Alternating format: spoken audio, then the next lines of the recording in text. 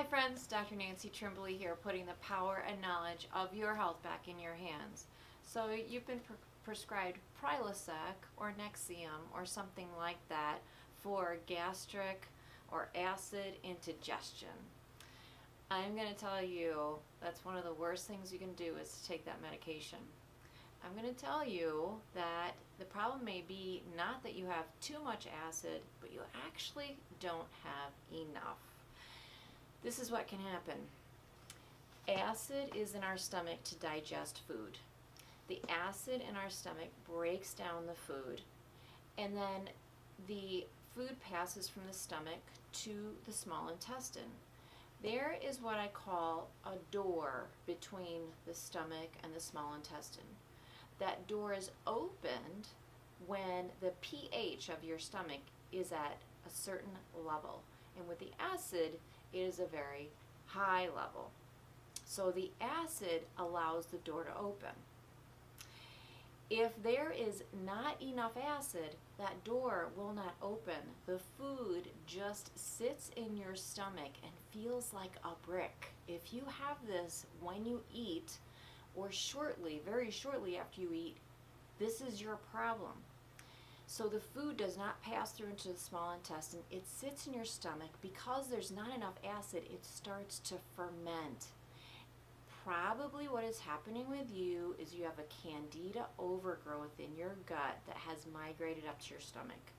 You probably have other gastric or digestion problems as well. The Candida doesn't like the acid environment. It stops your stomach from producing the acid so that it can live more happily, and also so it can start to eat that undigested food in your stomach and ferment it and create this gurgling, this gas.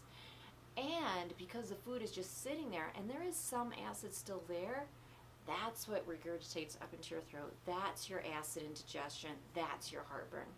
So you take a medication to reduce the acid even more, you're just making it more friendly for those bacteria, for those Candida, which are a yeast.